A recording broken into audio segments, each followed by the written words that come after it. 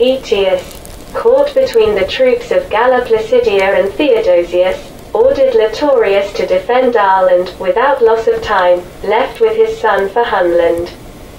Attila welcomes his friend with open arms and taps his son on the shoulder. How fast time passes. When I left Italy, Gaudentius was only 2 years old. Now he is already a young and brave officer. Besides, my son Elic is already 18 years old. Aetius, content with this warm welcome, smiles. Gaudentius is 4 years older than Elic. I am aware that you have traveled with your son to the land of your ancestors and to the Great Wall of China. You are certainly the greatest travelers of our time.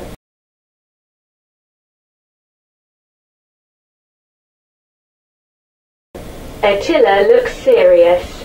But during this travel, the strange events took place at your house. Galla Placidia acknowledged as a victor a person who had lost all the battles in Africa. She designates him commander of the whole Roman army and names him patrician, strikes a medal in honor of imaginary victories. Aetius says in a weary voice, she cannot forgive the support of Jean and the intervention of the Huns, her involuntary concessions. Placidia wished, by relying on Count Bonifacius and King Theodoric, to suppress me for to be free from the dependence of the Huns. She spread the most absurd rumors about me in order to compromise me. Boniface went so far as making false letters. Now I am declared an insurgent, and Sebastian, the incapable son of Boniface, is proclaimed protector of the empire. Attila asks several questions. With the indignant air of an unjustly accused person, Aetius responds quickly and with assurance, I defended my honor. And I could not admit that Boniface, incapable, light and perfidious, commanded the whole army at this difficult time. I defeated him in an honest duel. God has judged us. As for the Visigoths, almost all their kings die from the hands of the assassins. They are not currently capable of a stable political life. In order to preserve peace and maintain order, I must become commander-in-chief of the whole Roman army and patrician. So I ask you to give me once again a strong army. Attila reflects, in the interests of peace and order in the West and in our own interests we will support you. I will speak with my uncle today. Aetius is pleased. Thank you, my dear Attila. So we will be able to assure together the order of Africa and Spain to the Urals and the Aral Sea. But only we must act very quickly. The last time I arrived 3 days too late. Only 3 days. If I did not arrive late, we would not have any problems now.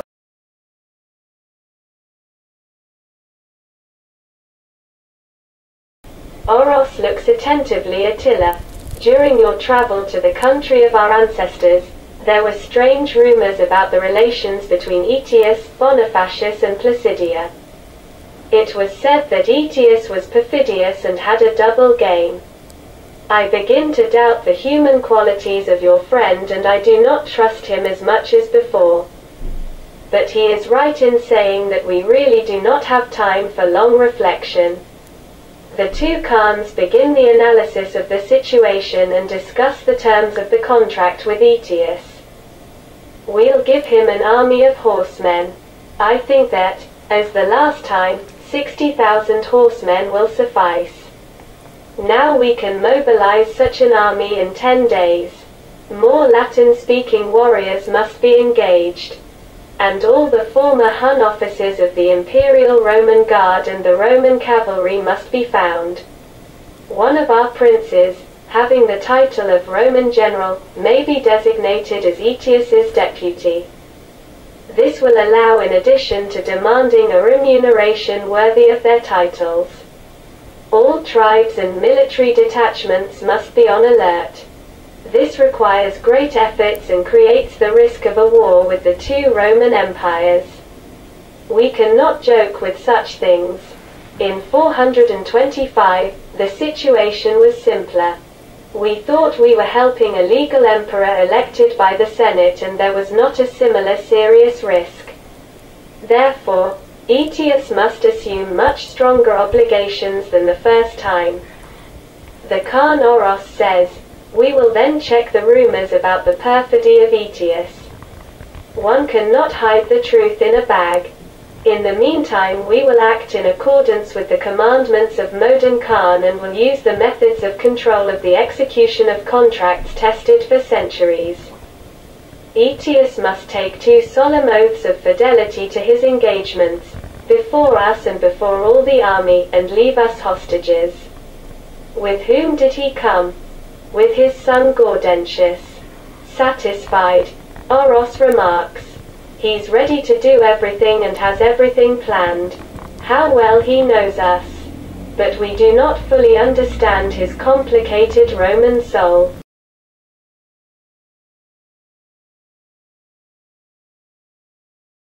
The departing troops are ranked in front of the principal gates of the capital. The wind flares the standards and the flags, the cuirasses and helmets of the warriors shine in the sun. In each detachment, the previous evening, the white shamans carried out the purification of the weapons by the smoke. Aetius reviews, under the roll of the drums, low and solemn, all the detachments of the army and stops before Oros and Attila.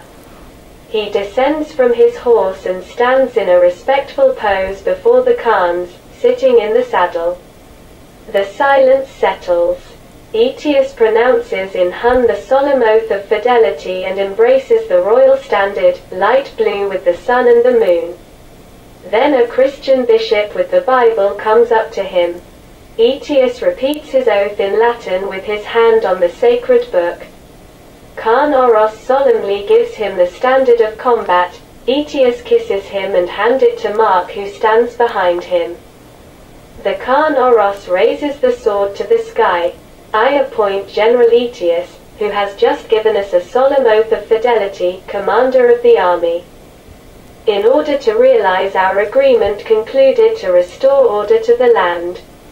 In the name of Tangra, and in conformity with the laws of Modon Khan, I permit you, valiant warriors of the solar tribes, to remove your arms from your scabbards on his order." Aetius and all the warriors take out the swords, lift them up to heaven and shout 3 times, "Hooray! Ara, Uri!" Aetius gives an order, and the army, detachment after detachment, under the rolling of the drums, passes before the Khans in an irreproachable order and sets out. Anxious, Gaudentius watches the ceremony. He remains in the suite of Attila. The other Roman hostages will be sent to the second capital of the Huns and other cities of the steppes.